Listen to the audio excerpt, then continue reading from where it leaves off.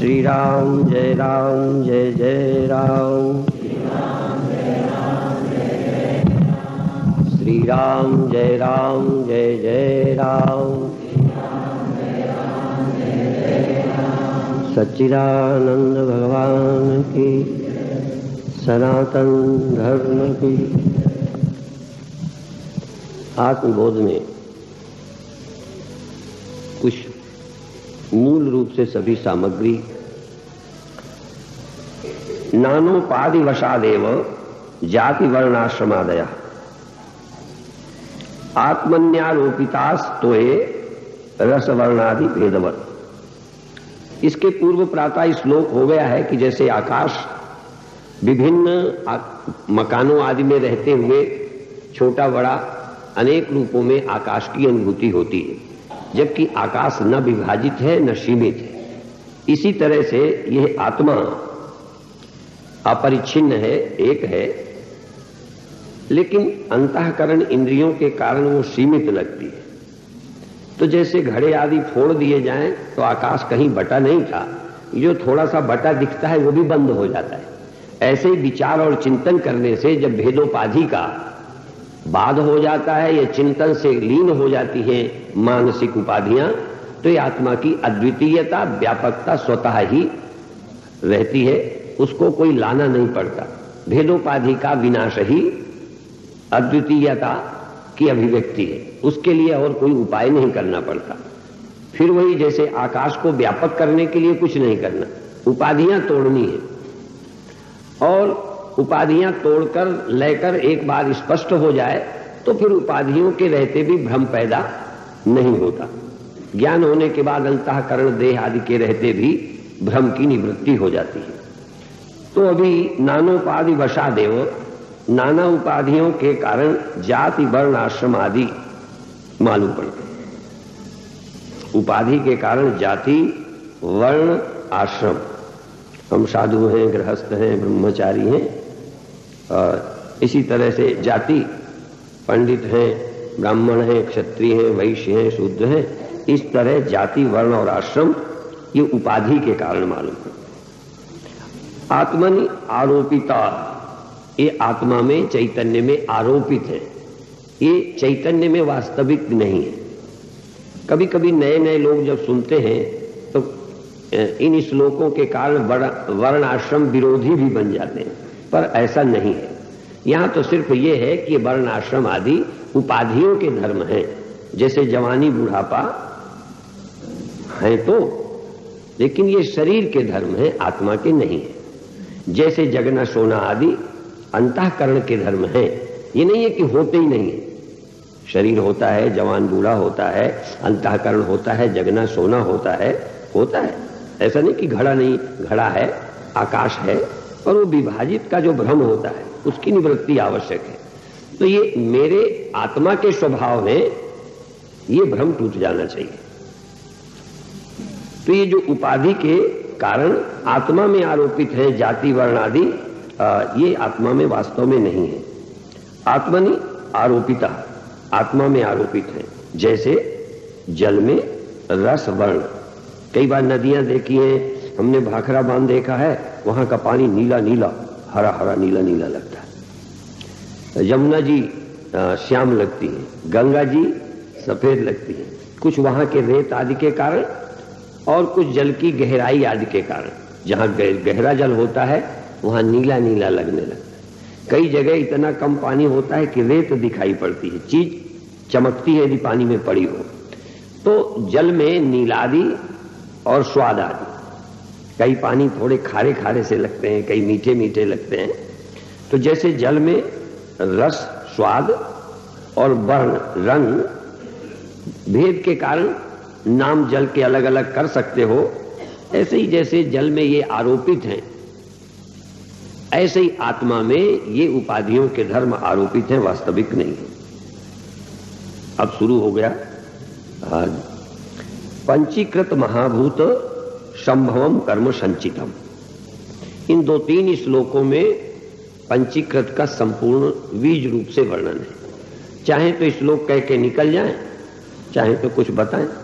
पंचीकृत महाभूत, जैसे कई रंगों को मिक्स करते हैं तो मिक्स करके नया रंग बन जाता है। बहुत लोग, मैं सही गिनती नहीं जानता, पर कलर बहुत कम है जो मूल कलर है, वो मिल करके अनेक रंग बन जाते हैं।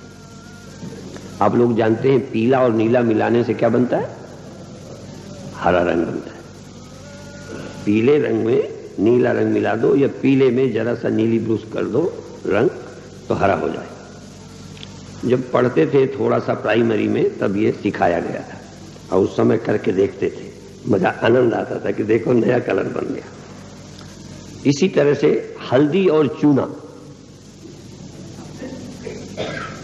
जब तिलक करते हैं लोग तो हल्दी चूना मिलाते हैं तो उसका कलर लाल सा हो जाता है। हल्दी पीली, चूना सफेद और कलर लाल हो जाता है। तो इसी तरह से ये जो महाभूत हैं, इनसे इतनी तरह की दुनिया बन जाती है तो पांच भूत, पंचभूत, पंच महाभूत। तो इन पंच महाभूतों के पंचीकृत, पंचीकृत माने इनको बांटा गया। जैसे एक रोटी को हम पहले आधी कर दें, फिर आधी के टुकड़े कर, माने सारी रोटी के 5 टुकड़े करना है। पर 5 टुकड़े करने का तरीका क्या है? आधी को करें फिर आधी के 4 करें, तो कितने टुकड़े हो गए? 5।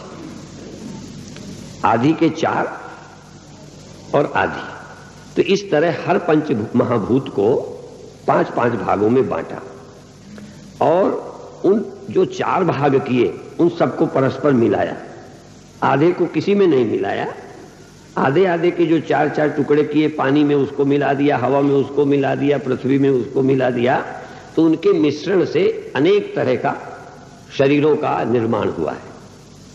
यह है पंचीकृत का मतलब। पंचीकृत माने 5 करना, एक के 5 विभाग। किसने किए? हमने, तुमने नहीं किए। उसी परमात्मा के एक दिव्य विधान से अनादि माया ने इन पंच महाभूतों का निर्माण किया, उन पंचभूतों में विभाजन किया, विभाजन करके मिश्रण किया। जैसे आजकल साइंटिस्ट किसी चीज में किसी को मिलाकर केमिकल करके कुछ तैयार करते हैं, ऐसे ही नहीं बन गया। हम लोग ये नहीं मानते कि सब अपने आप हो गया, किसी की योजना से ऐसे हुआ। और हमारा शरीर ऐसे नहीं बनता, जरूर इसका कोई प्रयोजन है। आंख कहां लगानी, कान कहां लगाना। ये जो हमारे प्रजनन की इंद्रियां हैं, जो जैसा जीव बनाया उसकी इंद्रियां वैसे ही बनाई, नहीं संबंध ही ना हो पाता। यदि शरीर की रचना गलत सलत बन जाए तो पुत्र पैदा ही नहीं कर पाओगे। और उन इंद्रियों का संबंध ऐसा कि जिससे प्रजनन इंद्रियों से संबंध हो जाए, गर्भाधान हो जाए, ये निश्चित एक योजना है। गुरुदेव कभी कभी, चूंकि वो बाल ब्रह्मचारी थे, बड़े त्यागी तपस्वी थे, तो कभी कभी ईश्वर की भी वो मजाक उड़ाते थे। 2 बातें कहकर, एक तो ये जो लोग कहते हैं साधु कुछ नहीं करते, दोनों अर्थ है। तो गुरुदेव हंसी में कहते थे कि साधु वो काम करते हैं जो ईश्वर भी नहीं करता। उसमें 2 काम है। एक तो ईश्वर अपने संकल्प को, सृष्टि बनाने की प्रक्रिया को रोकता नहीं है, बनाता है। तो स्वामी जी हंसी में कहते थे उसकी लुकलुकी, ऐसे बोलते थे, ईश्वर की लुकलुकी नहीं रही, संकल्प किया तो दुनिया बनाई। और गुरुदेव कहते थे हमने अपने संकल्प को रोक रखा है, इसलिए हमने कुछ पैदा ही नहीं किया। ये पैदा होने की प्रक्रिया में संयम करना बहुत बड़ा काम है, खेल नहीं है। नेचर मजबूर करती है, ईश्वर की प्रक्रिया मजबूर करती है। तो गुरुदेव कहते थे हम ईश्वर की प्रक्रिया से भी बाहर हो गए। तो ये पंचीकृत महाभूत संभवम कर्म संचितम, ये पंचभूतों से बना हुआ ये शरीर पंचीकृत पंच महाभूतों से। सिर्फ 5 भूत ऐसे मिल गए तो ऐसे नहीं बनता। इसमें पानी कितना मिलाना, अग्नि कितनी मिलानी, इसमें सबका मिश्रण है। जल, अग्नि, वायु, ये 5 महाभूतों के थोड़े थोड़े हिस्से अनुपात में मिलाए और उससे ये तैयार हुआ। अब मान लो नीला पीला रंग मिलाना ही है तो कुछ तो अनुपात होगा कि कितना पीला हो, कितना नीला हो तो हरा अच्छा बनेगा, गूढ़ा हरा बनेगा, हल्का हरा बनेगा। तो ये शरीर जितने बने हैं पशु पक्षी पेड़ों के भी, ये सब पंचीकृत महाभूतों से बने।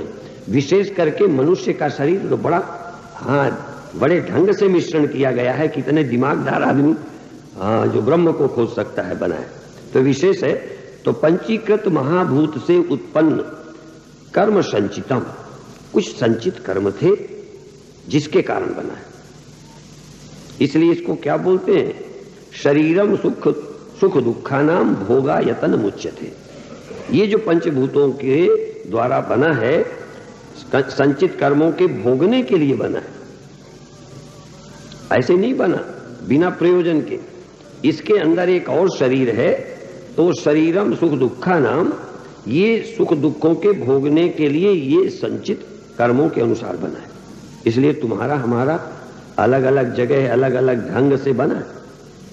तुमको ऐसी परिस्थितियों में भेजा गया है, तुम्हें ऐसा शरीर, स्वस्थ रोगी, इंद्रियां कम ज्यादा, जानवर को हमारी तरह से सब कीड़े मकोड़ों को, केंचुओं को, सांपों को, बिच्छुओं को, जितनी इंद्रियां हमें प्राप्त हैं इतनी बुद्धि मन इंद्रियां सब जीवों को प्राप्त नहीं है।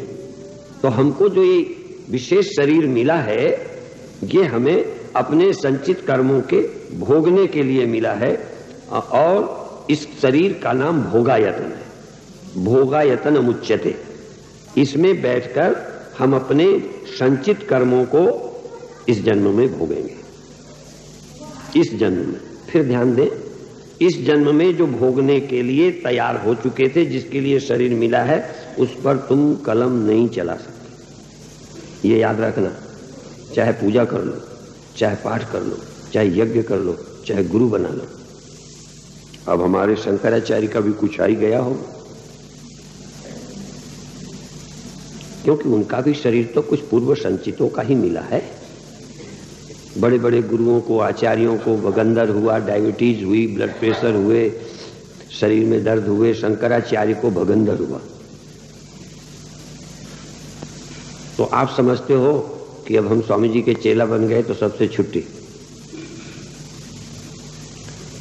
कब भले भले आदमियों को क्या आ जाएगा, क्योंकि ये शरीर हमको एक्सीडेंटली नहीं मिला कि उसका शरीर मुझे मिल गया, उनको मिलना था मुझे मिला, ऐसा नहीं है। इतना धोखाधड़ी नहीं है। डॉक्टरों से ऑपरेशन में कई बार भीतर कैंची रह जाती है, कई बार इसका गुर्दा काट के उसको लगा देते हैं। आजकल तो गुर्दों की चोरियां होने लगी, डॉक्टर चोर हो गए। तो ये आपको जो शरीर मिला है, ये संचित कर्मों के भोगने के लिए मिला है। सूक्ष्म शरीर पहले था, वो अभी बाद में बताएंगे। ये जो शरीर बना है संचित कर्मों के अनुसार बना है। जो हमने बिल्डिंग हाल बनाया, पहले कैसे बनाया, अब कैसे ये परिवर्तन होता जा रहा है, उल्टा है मामला। ये हमें मिला था तो अच्छा था, फिर जवान हुआ, अब उल्टा बुढ़ापा शुरू हुआ, और आश्रम की अब जवानी शुरू हो रही है, उल्टा चला। हाँ, कुछ कमरे बूढ़े हो चले, पानी टपकने लगा क्योंकि उनकी चिनाई बनाई। हाँ, तो जैसे बाहर का निर्माण भी हमारी किसी हैसियत से हो रहा है।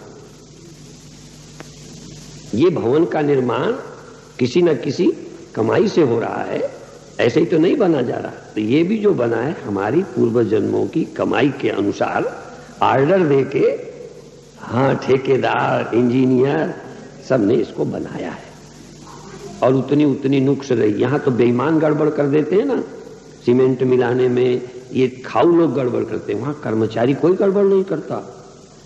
पर यदि हमारी कमजोरी है, हम ही ने कहा अरे यही वाला सस्ता वाला सीमेंट लगाओ। पहले हमने जो चुनाई कराई है, लेबर की बेईमानी नहीं थी और मिस्त्री की बेईमानी नहीं थी, हम ही ने ईंटों का लिंटर डलवाया है। समझ गए ना? हाँ, बेईमानी तब है कि हम पैसे तो दें आरसीसी के और लिंटर आरबी का पड़े, तो भगवान के विधान में ये नहीं चलता। जितनी हमारी कमाई थी उसी अनुपात का उतने दिनों के लिए उतना अच्छा शरीर हमें बना के मिला है। नहीं तो बीच में अपन बीमार भी होते रहेंगे, कहीं कुछ होते रहेंगे, और कभी कभी तो उल्टा। कैसे कैसे है। हम अब से 20 साल पहले बहुत ज्यादा यहाँ, पहले हम गंगा किनारे शिविर में ले जाते थे। अब इतना धमाका अटैक हुआ कि गंगा जाने में तकलीफ थी। और देखो पहले ये था, अब ठीक है। कभी कभी जब छोटे बच्चे बीमार होते थे तो हम सोचने लगते थे कि जब बचपन में ये हाल है तो आगे क्या होगा। लेकिन सयाने होने पर पता चला कि छोटी उम्र के रोग जल्दी ठीक होते हैं, क्योंकि मशीन है, दवा खाएंगे काम करेंगे तो जल्दी असर करेगा। जब मशीन काम नहीं करने लगती तो दवा भी असर नहीं करती। जब बूढ़े हो जाएंगे, जर्जर हो जाएंगे, इंजेक्शन काम नहीं करेंगे, ऑक्सीजन काम नहीं करेगा, गुर्दे काम नहीं करेंगे, जिगर काम नहीं करेगा, फेफड़े काम नहीं करेंगे। जो खाएंगे दवाई हजम नहीं होगी, भोजन की छोड़ो, ये मशीन काम करना छोड़ देगी। अपन ये सोचते हैं कि अभी गड़बड़ कर लेते हैं जवानी में, जब बुढ़ापा आएगा तो संभाल लेंगे। अकल तो अकल है, सूझ दुआरे यापन दाऊं। अपन सोचते हैं कि जब गड़बड़ाने लगेगा ना बुढ़ापे में, तब फिर संयम कर लेंगे, तब संभाल लेंगे। तब आपके संभालने से थोड़ी सब संभालना है, वो तो प्रक्रिया ही गड़बड़ा जाएगी, तुम्हारी अकल क्या करेगी। इसीलिए तुम बहुत जर्जर हो जाओ तब कहो स्वामी जी हमें ब्रह्म ज्ञान दे दो, समझे ही ना पड़ो, ध्यान नहीं कर पाओगे। इसलिए जरा न कुछ भी हो सके जरा अवस्था मान, जब शरीर जर्जर होगा तब नहीं कुछ कर सकोगे। इसलिए पहली मोटी बात, उसको पूरा यदि समझाएं तो हमें इतना ही समझ आया है, फिर और ज्यादा भी उसका है कि ये जो 5 महाभूत हैं उसके बंटवारे होकर ये स्थूल शरीर बना है। इसमें सब कुछ मिलाया गया है। इसमें जल का हिस्सा है, अग्नि, ये जो हजम करने की ताकत है, इसमें ये सब जो शरीर का सिस्टम है, इसमें प्राण है, अंतःकरण है, इंद्रियां हैं, ये ऊपर का शरीर है, ये जो दिखाई पड़ता है ये है। ये जो ऊपर का शरीर है ये 5 महाभूतों के पंचीकृत से बना है। इसमें निश्चित अनुपात में जल है, अग्नि है, वायु है, पृथ्वी है, इसमें मिट्टी है, वो सब है इसमें, इसलिए, और आकाश भी है। इन सब का मिश्रण करके ये शरीर बना है। और ये अनुपात, कितना सीमेंट, कितनी बजरी रेता, कितना पानी, थोड़ा मिला के पानी ज्यादा डाल दो सब बह जाए। एक बार यहां यज्ञशाला थी जहां भी ये हाल है, तो हमने क्या करा, खूब उसको किया सुबह उठ के, क्योंकि तराई का महत्व तो हमारे दिमाग में था, तराई खूब होनी चाहिए। तो रात शाम तक की चिनाई, नींव का काम, हमने खूब इतनी तराई की कि वो सीमेंट रही भी होगी कि चली गई होगी हम नहीं जानते। इसी तरह जो पीछे संतों के कमरे हैं, ये पिलर खोद करके भराई की है। संत ही संत रहते थे, हम बहुत कम इंजीनियरों का तो शकल ही नहीं देखी थी पहले, अपने ही इंजीनियर थे। हमने तो इंजीनियर इस बिल्डिंग में देखा है, नहीं तो अपन इंजीनियरों से परहेज करते थे, क्योंकि उनकी रकम सुन के ही आधा तो हमारा ऐसे ही हार्ट फेल हो जाए। तो गड्ढे खोद लिए, भराई कर लिए, खूब पानी भर दिया। फिर भी गलती बहुत की है पीछे, लेकिन फिर भी पीछे वाले कमरों में तरेड़ नहीं है। तो ऐसे करके विषय यह था कि कितना मिलाना, कैसा बढ़िया नेचर, परमात्मा का विधान हमको मिक्स करके शरीर बना के देता है। दिखता है, सुनता है, काम होता है, और इसमें सुख दुख मिलता है। सुख ही सुख नहीं मिलता, सुख दुख मिलता है। इसलिए सुख दुखा नाम भोगायतन। सुख भोगने के लिए भोगायतन नहीं है, यह केवल दुख ही भोगने का नाम भोगायतन नहीं है। इसमें सुख दुख दोनों भोगने पड़ते। कई बार आदमी दुख के लिए कहता है प्रारब्ध का भोग है, क्या करें, वो दुख ही को भोगना कहता है। जब लड़का होता है, शादी होती है, तब नहीं कहता प्रारब्ध का भोग है। जब लॉटरी आती है तब प्रारब्ध का भोग नहीं कहता। अरे भाई प्रारब्ध का भोग तो है, उसमें कोई एक ही थोड़ी। अनुकूल परिवार मिला, ये भी प्रारब्ध का भोग है। प्रतिकूल मिला, ये भी प्रारब्ध का भोग है। ऐसे तो नहीं मिल जाता। कई लोग छांट छांट के करते हैं और निभाना मुश्किल है, कई बिना छांटे करते हैं और ठीक हो जाता है।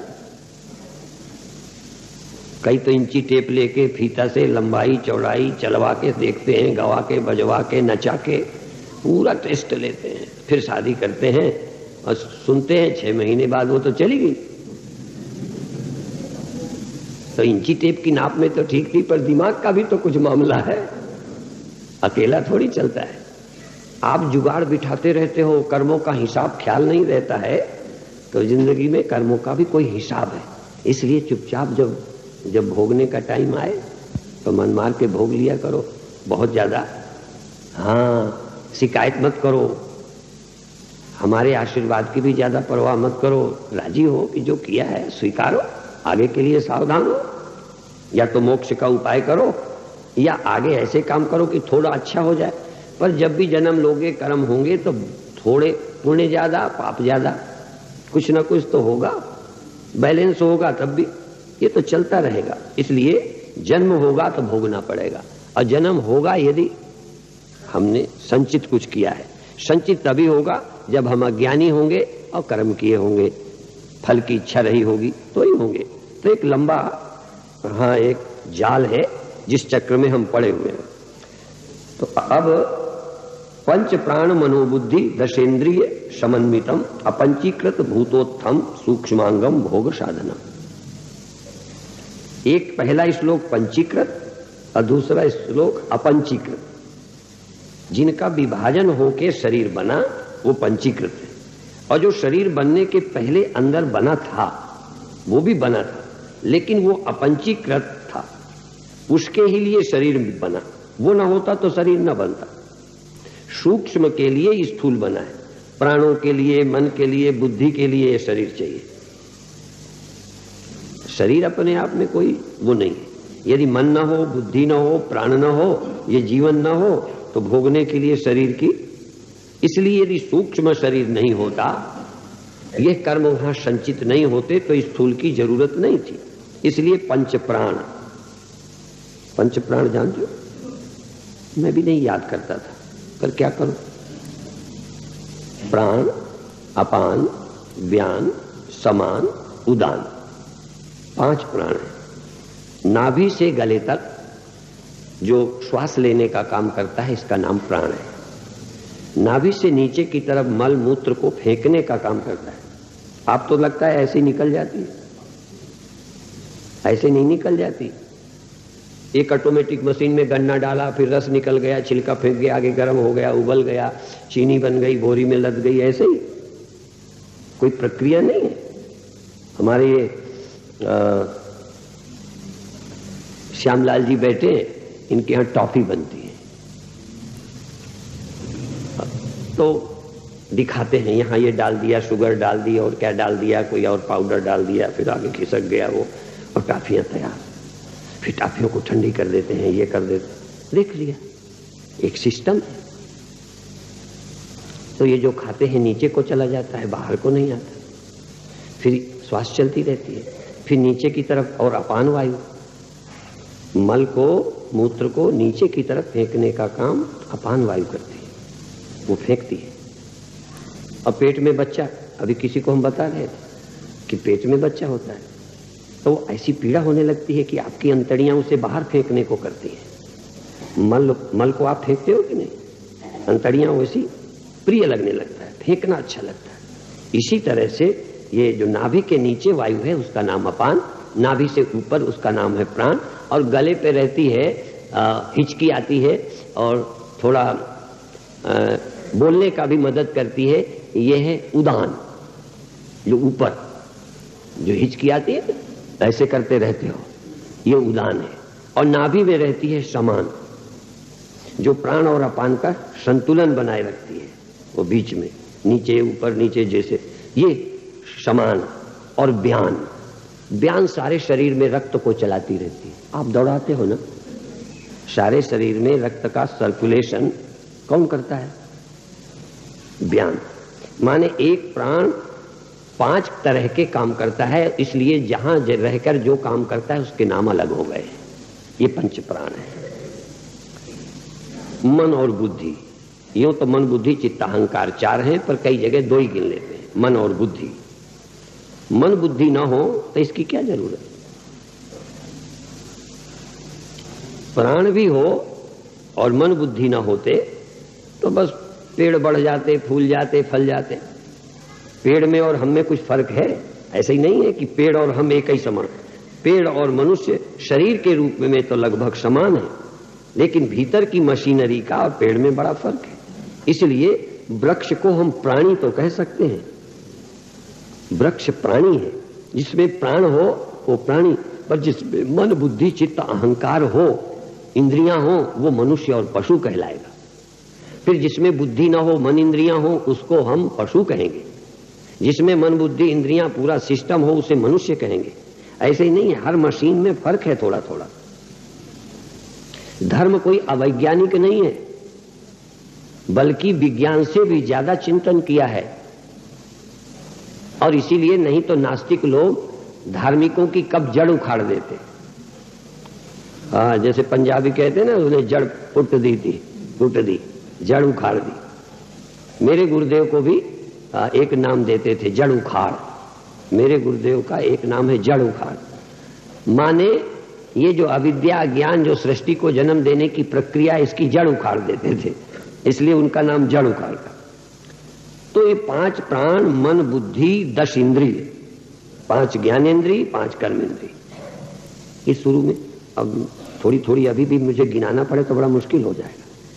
मैं सोचता था कि समझ लिया 10 इंद्रिय, गिनती क्या करनी। तभी मैंने कहा था मुझे एलर्जी थी, इससे बड़ा परहेज था, लेकिन अब मुझे इसकी जरूरत पड़ गई। तो 10 इंद्रिय, 5 ज्ञानेंद्रिय, आंख, नाक, कान, रसना और त्वचा, ये 5 ज्ञानेंद्रियां हैं।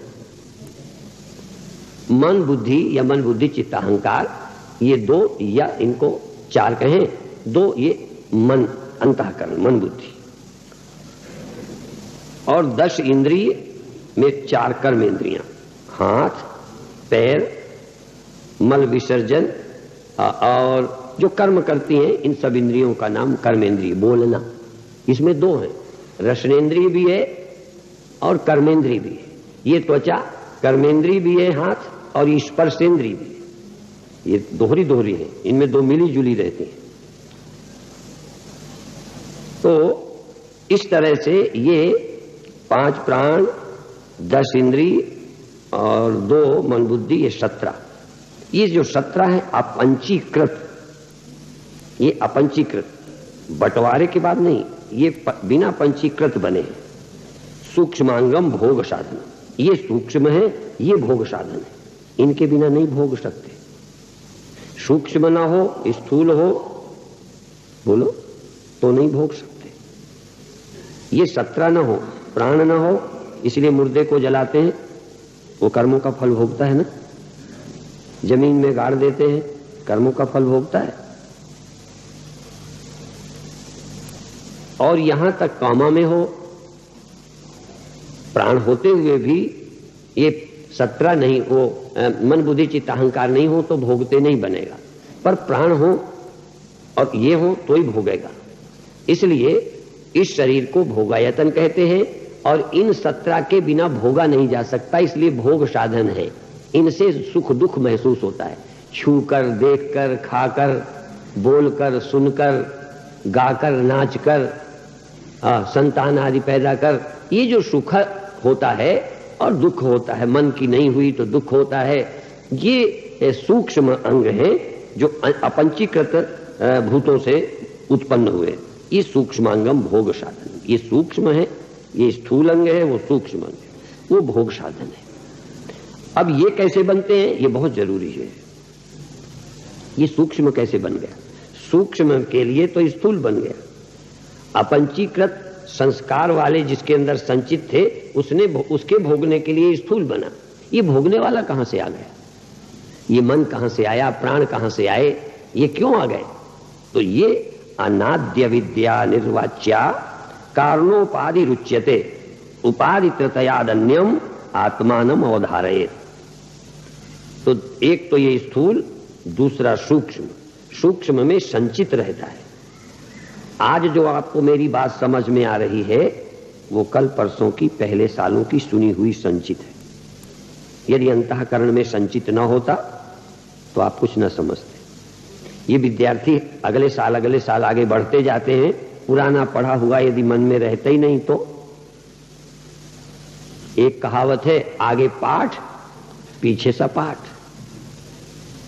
यदि पढ़ा हुआ आगे पढ़ते और पहले का बिल्कुल चला जाए तो आगे बढ़ ही नहीं सकते। दिन भर पढ़ते, सब चला जाता, सुबह फिर पढ़ते, दिन भर फिर चला जाता, कुछ ना कुछ हमको जमा होता जाता।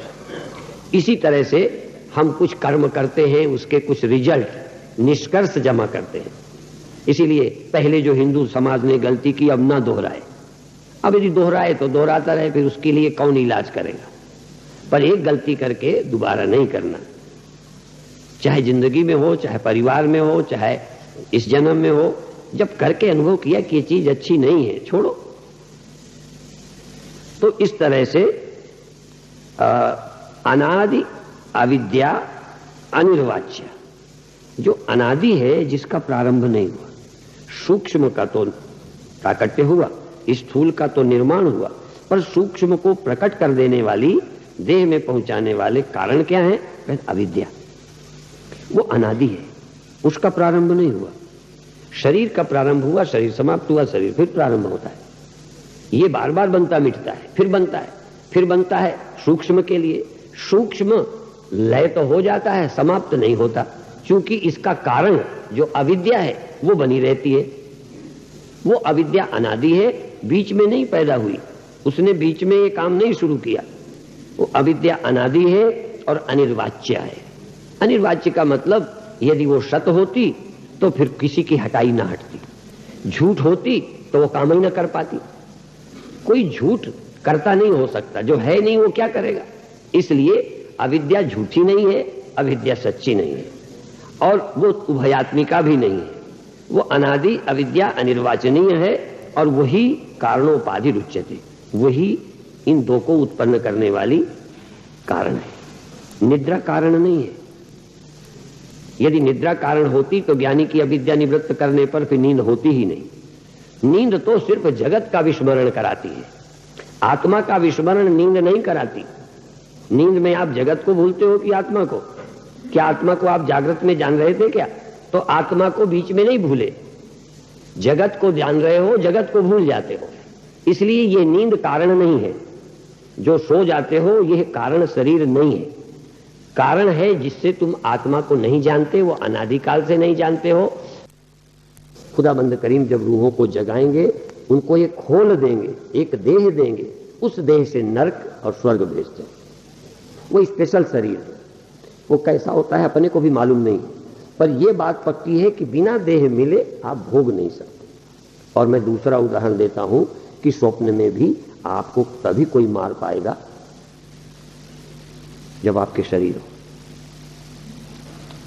सांप काटेगा, डंडा कोई मारेगा, छत से गिरोगे, केवल सूक्ष्म शरीर छत से गिर सकता है। केवल सूक्ष्म शरीर की पिटाई कोई कर सकता है।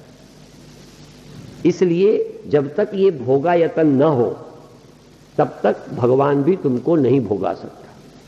नरक और स्वर्ग देने के लिए अगला जन्म देकर, देह देकर, तब आपको भोगना पड़ेगा। इसलिए भोगने के लिए हम शरीर प्राप्त करते हैं। बात समझ में आ रही? ये सृष्टि एक सिस्टम है, ऐसे नहीं है कि एक्सीडेंटली हो गया और रंगों को ऐसे फेंक दिया। अभी अभी हम महाराष्ट्र से होके आए, एक अखबार लाया हूं, भगवान कृष्ण की फोटो उन्होंने रंगोली से बनाई और उसका फोटो अखबार में छपा, रंगोली का, वो जो रंग लगा। ऐसे ही 4-6 रंग ऐसे फेंक दो, कृष्ण की फोटो बन जाए। ऐसे ही बिखेर दे रंगोली से, सुंदर डिजाइनें बनेंगी। हम शुरू में थोड़ा पंडिताई का काम 2-4 बार पढ़ा, ज्यादा तो नहीं, तो हमको तो वो आटे की वो जो चौक बनाते थे ना, वो भी लाइन से नहीं, मोटी मोटी कैसे कैसे ये बारीक डालते हैं रंगोली वाले। ये आर्टिस्ट एक वो रेखा गणित वाला जैसे रेखाएं बनाता है, कैसे कैसे वो रंगोली बनाते हैं। और यदि कागज पड़ा होगा तो मैं दिखाऊंगा फोटो कृष्ण भगवान की जो रंगोली से बनाई, अखबार में छपी। तो कुछ मिलाने में सिस्टम, ऐसे नहीं कुछ बन जाता। तो ये जो अनादि अविद्या है, कारण शरीर है, और उसने इन उपाधियों का निर्माण किया।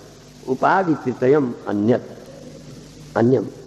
अब ये तीन उपाधि, एक ये स्थूल और दूसरी सूक्ष्म 17 तत्वों की, और अविद्या जो इनको अपने में समा लेती है, फिर जगाती है, फिर देह देती है। ये जो कारण शरीर है अविद्या, इन तीन उपाधियों से आत्मा अन्य है।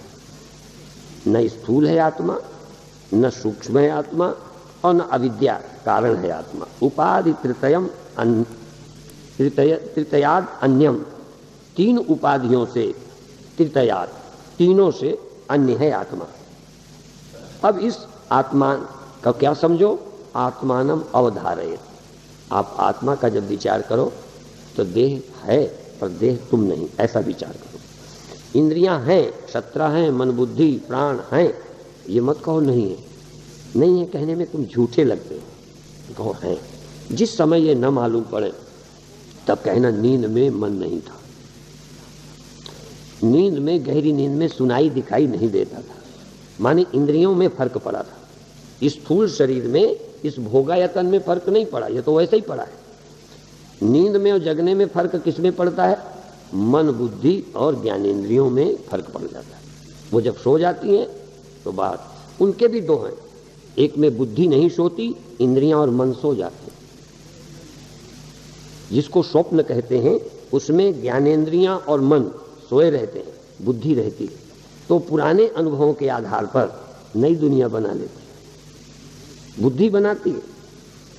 बुद्धि में अनुभवजन्य संस्कार है, वासनाजन्य सभी बातें हैं, इसलिए बुद्धि अकेली खड़ा करती है सब कुछ। तो जागृत में मन बुद्धि और इंद्रियां, और भी एक अनुभव करने लायक है। जागृत में भी अभी आपकी बुद्धि स्वतंत्र नहीं, इधर के अनुभवों को अपने अंदर जमा करती है। अभी तक जो हमारी बुद्धि है, इंद्रियों के द्वारा जो एक्सपीरियंस होते हैं, सुख के, दुख के, लाभ के, हानि के, वो बुद्धि ने मान रखे, और स्वप्न में भी वैसे ही योजना बनाती है। अभी बुद्धि के पास कोई आत्मा का अनुभव नहीं है, इधर के अनुभव ही अंदर गए हैं। जैसे कोई राजा को जो लोग एरिया में घूमने वाले संदेश भेजते रहते हैं, वही मिनिस्टर को मालूम होता है। तो आत्मा को इंद्रियों के थ्रू, इसमें आनंद है, इसमें ये अच्छा है, ये ठंडी है, ये गर्मी है, ये आनंद है, ये दुख है, ये अनुभव है। और इसी के अनुसार फिर तुम आगे की भी योजना बना लेते हो कि इसमें आनंद है तो दोबारा की और अच्छी व्यवस्था करते हैं। और ये अनुभव हुआ कि एक स्त्री में सुख है तो दूसरी करने का ही और बढ़ा लेते हैं, और यदि बड़ा कड़वा अनुभव हो गया तो बदल लेते हैं, और हुआ तो आगे के लिए कान पकड़ लेते हैं। ये सब अनुभव बुद्धि करती रही। धनी होके देख लिया तब। तो ये जो अनुभव करते हैं, तो फिर आत्मा को ये बताना पड़ता है कि तुम कौन हो, तुम इनके बिना रह नहीं सकते क्या? तुम इसमें हो इसलिए रोटी चाहिए। अब तुम्हें भ्रम पैदा हो गया रोटी नहीं होगी तो सुखी कैसे होंगे, इसलिए मरने के बाद भी रोटियां रखते हो। मरने के बाद वो पीपल के पेड़ में सब इंतजाम कराते हैं। जो पीते वाले हैं ना, उनके मरने के बाद बोतल रख के आते हैं कि बेचारा पीता था, शायद अभी पी लेवे। इंतजाम करते हैं पूरा, लेकिन कैसे पिएगा? इसीलिए जानते हो ये भूत बांधने वाले क्या कहते हैं? कहते हैं वो ऐसे दिखता है, उसका एक शरीर होता है, मिमी आता है, ऐसे बोलता है, पैर ऐसे होते हैं, अंदाज लगा लो। तो ये जो सूक्ष्म है, बाहर के ही अनुभव जमा किए हुए, इसलिए जीता है शरीर से, सुखी होता है शरीर से। यदि अशरीरी हो जाए, यदि शरीर का त्याग कर दे, मन का भी त्याग कर दे, तो दुख क्या है? भोगने का साधन सूक्ष्म और भोगने की जगह स्थूल। स्थूल जगह बैठकर सूक्ष्म के द्वारा भोगता है। यदि सूक्ष्म और स्थूल ना हो तो नहीं भोगेगा, लेकिन अज्ञान रहने से भोगने के लिए फिर सोचता है, अभी नहीं भोगेंगे, जगेंगे फिर भोगेंगे, कल जाएंगे फिर भोगेंगे, फिर यूं करेंगे, फिर बड़े बनेंगे। ये योजना बनाता रहता है अज्ञानी। आत्मा का अज्ञानी की योजना है। इसलिए स्वर्ग जाएंगे, यहां तो अजमा लिया, भारत अजमा लिया, अमेरिका जाएंगे, अमेरिका भी अजमा लिया, स्वर्ग जाएंगे। हाँ, कहीं न कहीं जाने की योजना बनाता रहता है। और फिर अंत में जब असफल होता है, निराश हो जाता है, तब परमात्मा क्या है, हम क्यों आए हैं, ये प्रश्न उठते हैं। फिर गुरु की जरूरत पैदा होती है। तो अभी मोटे तौर पर उपाधि तृतया, तीनों उपाधियों से तुम आत्मा कोई अलग वस्तु है, ये पहले अवधारणा करो, ये पहले भरोसा करो, थोड़ा ये भावना करो कि मैं इंद्रियां नहीं हूं, इस 17 तत्वों का बना सूक्ष्म नहीं हूं, ये पंचभूतों के पंचीकृत पंच महाभूतों से बना देह में नहीं हूं, और अविद्या अज्ञान जिसके कारण मैं नहीं जान पाता, ये अविद्या भी मेरा स्वधर्म नहीं है, आत्मा का स्वभाव नहीं है, ऐसा जानकर इनका निषेध करो। फिर पंचकोशादि योगेन तत्तन्मय इव स्थितः शुद्धात्मा नील वस्त्रादि योगेन स्फटिको यथा। एक बढ़िया उदाहरण दिया, इसी तरह 5 कोश, अभी 3 शरीर 5 कोश, वही चीजें हैं, पर इस तरह से ये नाम, उस तरह से वो नाम। तो इस स्थूल शरीर, सूक्ष्म शरीर, कारण शरीर, 3 ये बता दिए। 5 कोश, अन्नमय कोश, प्राणमय कोश, मनोमय कोश, विज्ञानमय कोश, आनंदमय कोश, 5 कोश। आनंदमय कोश सबसे आखिरी, पहले अन्नमय कोश। इसको ठीक रखो, थोड़ा खा पी के ठीक उचित व्यवहार करो, इसीलिए भोजन में थोड़ा संयम बताए। ठीक भोजन जाएगा तो इस शरीर में जरूर परिवर्तन होगा। इसको जहर दे दें तो प्रभाव पड़ेगा कि नहीं? बोलो, जहर खिला दें, जहर का इंजेक्शन दे दें, इसका मतलब जो शरीर में जाता है उसका शरीर में प्रभाव, बोलो, पड़ेगा। तो अन्न का भी तो कोई धर्म होता है, अन्न का भी कुछ स्वभाव है, गुण है हर भोजन का। तो इसमें कौन सा भोजन देना चाहिए? शराब, जहर, तमोगुणी भोजन नहीं। सात्विक भोजन दोगे तो शरीर भी साधना के लायक बनेगा, क्योंकि इसी में बैठ के आपको करना है, इसको छोड़ के आप एकदम नहीं बैठोगे। फिर मन में अच्छा पढ़ाई, अच्छे ग्रंथ, अच्छा संग, नहीं तो एकांत में बैठ के भी क्या सोचोगे? आप अनुभव से एकदम कैसे पार चले जाओगे? तो यदि आपका स्वाध्याय, चिंतन, संग अच्छा नहीं है तो आप अच्छा नहीं सोच पाओगे। इसलिए हमारे सूक्ष्म शरीर में अच्छे संस्कार हो, शरीर ये कोष अच्छा हो, तो मनोमय कोष ठीक होना चाहिए। अभी समाप्त करने की बात में अन्नमय कोष, मनोमय कोष, विज्ञानमय कोष, बुद्धि, विज्ञानमय कोष और प्राणमय कोष। ये प्राणमय कोष, प्राण से मन, मन से प्राण बड़े संबंधित हैं। मन की गति बदल जाए तो प्राणों की बदल जाती है। यदि आप डर जाओ तो श्वास का सिस्टम चेंज हो जाए, खून की चाल बदल जाए, तो प्राणों का सिस्टम एकदम बदल जाता है। डर से, भय से, काम से, क्रोध से, क्रोध से भी हार्ट फेल हो जाता है। एक दिल्ली के भक्त थे, बिजली के बिल का फोन आया 14,000 का, जब देने गया तब तक 16 हो गया। कोई जोड़ गांठ का होगा उसी दिन, तो उसे गुस्सा आ गया। पहले तो 14,000 सुन के घबरा रहा था, वो 2,000 और जाते जाते बढ़ गया, तो नाराज हो गया और वही हार्ट फेल हो गया। तो ये स्थूल है पर सूक्ष्म से प्रभावित है। ये स्थूल है, सूक्ष्म में, पर सर्दी गर्मी से हमारा मन प्रभावित होता है। तन से मन, मन से तन, और प्राणों से मन और मन से प्राण।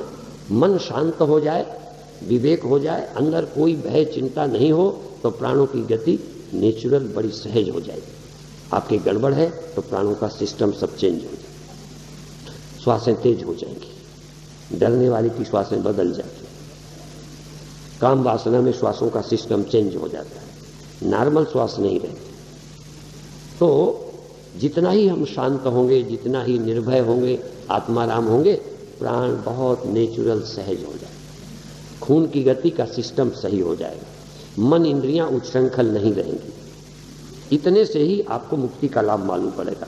तो पंचकोशादि, आदि में पांचों गिना दिए, आदि में और सब कुछ, पंचकोशादि योगेन तन्मय इव स्थिता, ये इनमें लीन, तन्मय, जैसे यही हम हैं, ये 5 कोशों में ही मैंपन कर रखा है।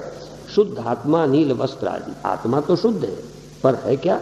जैसे नील वस्त्र के संपर्क में स्फटिक, स्फटिक एक सफेद सफेद पत्थर सा होता है, कई लोग स्फटिक की माला भी पहनते हैं। स्फटिक के पास जिस रंग की चीज रख दो वो उस रंग की दिखने लगती, रंग चढ़ नहीं जाता, धोना नहीं पड़ेगा, साफ नहीं करना पड़ेगा, किसी गुरु के पास सफाई करने की जरूरत नहीं है, आप उस उपाधि को हटा दीजिए तो ठीक।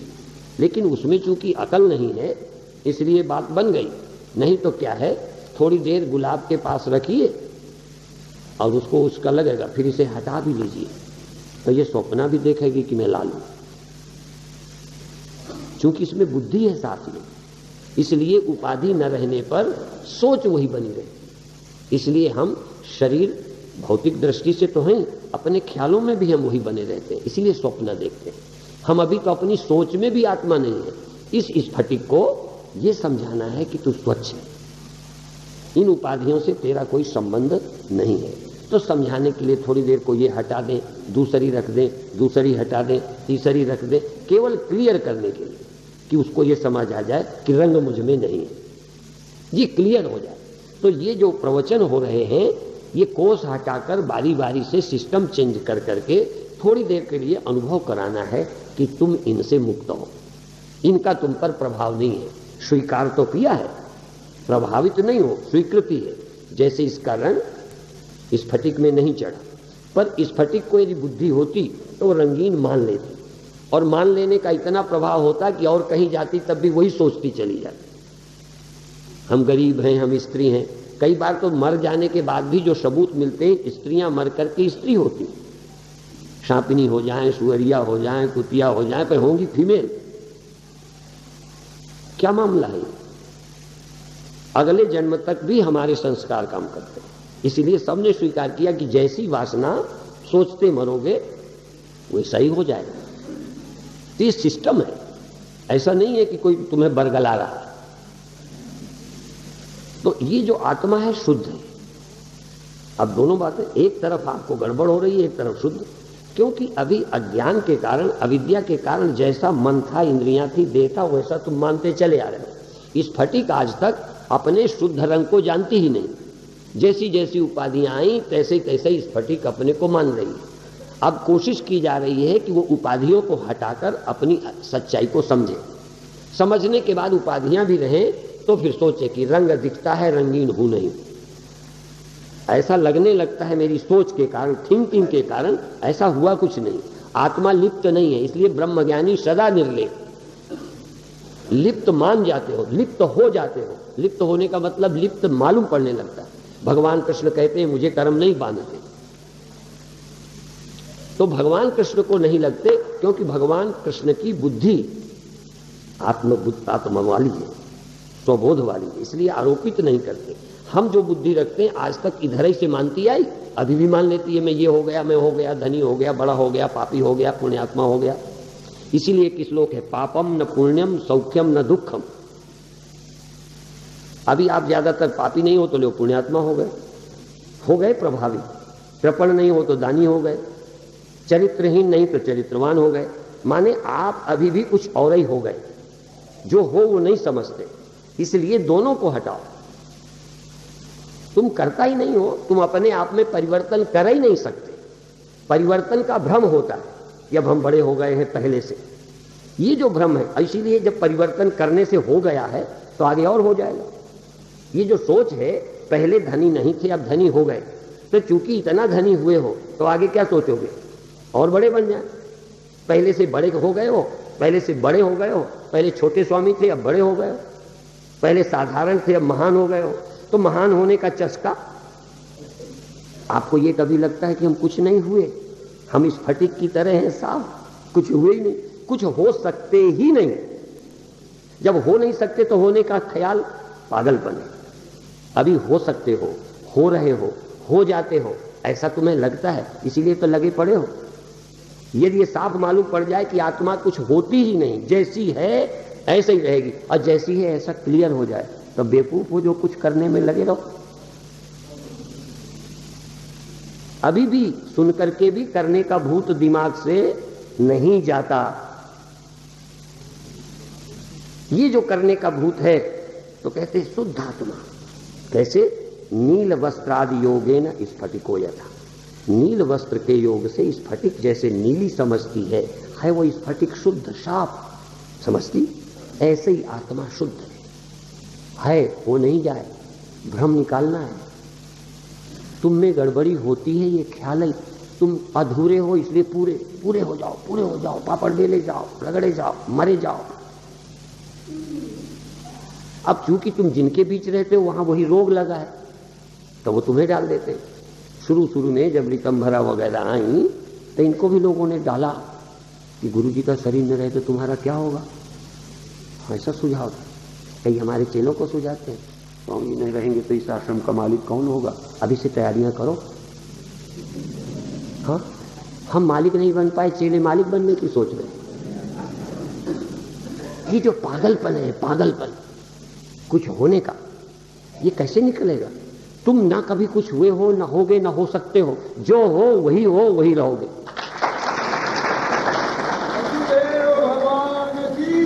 %% इस बात के क्लियर हुए बिना तुम्हारा भूत जाने वाला नहीं है।